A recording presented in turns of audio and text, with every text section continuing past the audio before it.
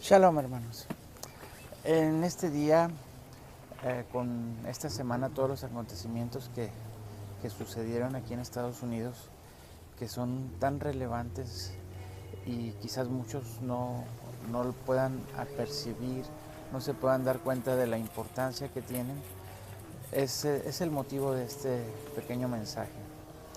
Durante esta semana, exactamente el día de la oración, hace 2 días, el presidente Donald Trump emitió un decreto, una petición para abolir la ley donde se silenciaba a la iglesia de hablar acerca del gobierno, de tomar una posición o hacer un énfasis ante una posición eh, de política, por decirlo de alguna manera. Y eso por más de 50 años, 60 años, 70 años, no estoy seguro, no recuerdo bien, sucedió en los Estados Unidos, silenciando a las iglesias a hablar de una manera, vamos a decir, en parábolas o hablar indirectamente a los congregantes acerca de qué posición tomar durante el gobierno. Y eso creó en la mente de muchos cristianos, de muchas personas que creen en Dios, que una cosa es ser espiritual, es una relación con Dios, y otra cosa es los acontecimientos en un gobierno, en la política. Y siendo que bíblicamente el Antiguo Testamento nos muestra cómo el Señor establece una especie de, vamos a decir, que es una avanzada, es un ensayo de lo que es el reino de Dios durante el gobierno de Moisés, donde él emite las leyes espirituales y las leyes políticas y sociales que han de regir al pueblo de Israel.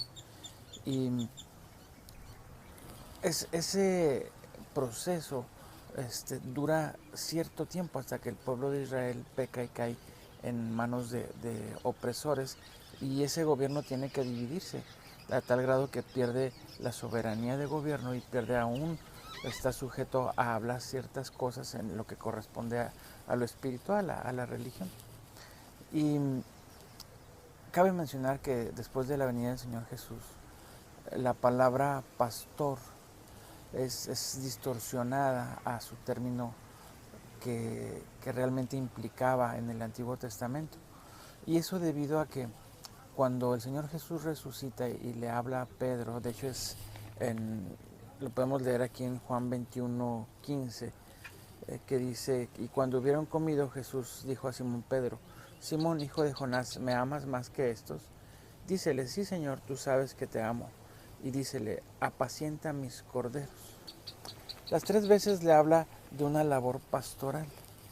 Entonces de ahí se toma ahora el concepto que un líder espiritual, un líder religioso, lo nombran como pastor.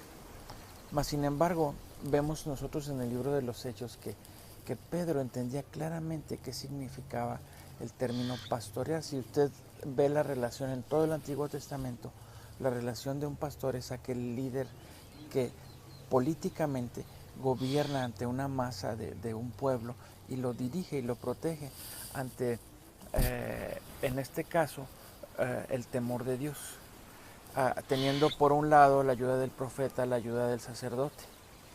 Mas sin embargo, en este caso se toma esta palabra pastor hacia el líder religioso, el que, por ejemplo, cuando un líder religioso está haciendo el acto de tomar las ofrendas, él está fungiendo como sacerdote.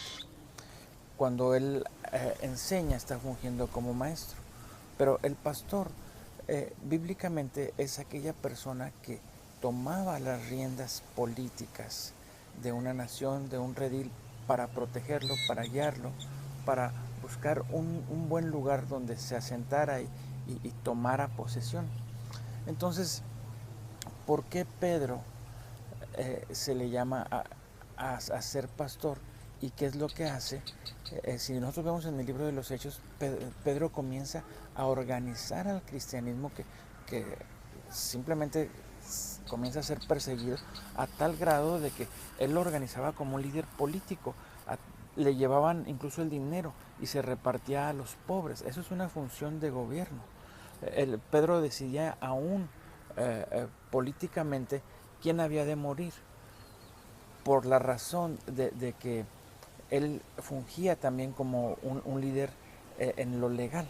Entonces él entendió su función, mas sin embargo no pudieron crear una nación ahí, tuvieron que ser esparcidos y más perseguidos. Pero Pedro nunca tuvo la confusión a lo que era llamado. Él fue llamado apóstol, pero también fue llamado pastor al principio de la iglesia. Un dirigente que decía qué se había de hacer y fue su función que realmente hizo. Cuando el apóstol Pablo enfatiza que a unos hizo pastores, él no se está pensando en su mente a algún líder espiritual, él está pensando en su mente a un líder como Moisés, como José, como el rey David, como todos esos líderes que tomaban el cargo dado por Dios para gobernar de una manera social. Entonces, ahora que nosotros estamos gozando ya con esa petición del presidente Trump de la libertad de expresión, muchos pastores temerán aún hablar de su posición política por el miedo de perder en su grey a aquellos liberales. Porque ahorita si usted pregunta a muchos que son cristianos, ellos dicen: yo soy cristiano y soy demócrata, que están a favor del aborto, están a favor de los matrimonios gay y de todo ese tipo de cosas. Entonces, a los pastores llamados hoy, o sea, los líderes religiosos de las iglesias, que deberían de ser llamados maestros o sacerdotes, o mejor aún cuando Pablo dice: si alguno anhela obispado, que significa una posición de liderazgo dentro del ámbito religioso, dice claramente que da unos requerimientos, pero ahora esos requerimientos son igual, deben demostrar una posición moral muy fuerte, y esa posición moral está basada en mandamientos, y esos mandamientos crean una conciencia política. Entonces yo te digo a ti, pastor, o a ti, líder religioso, no temas ahora hablar, porque ¿cómo sabrán si no hay quien se los diga? Muchos van a ser sacudidos en su mente, pero ahora ya tienen el permiso, gozan del permiso de tomar una posición política, una posición de influencia social, que fue la razón por la que casi se pierde este país. Entonces, amado, yo te pido en el nombre de Jesús, en el nombre de Yeshua HaMashiach, que tomes la fuerza que el Señor está volviendo a dar, la oportunidad de volver a tener esa libertad de expresión, esa libertad con la que Juan, el profeta, le dijo a Herodes: no te es lícito tener a la mujer de tu hermano. Esa posición que da una libertad.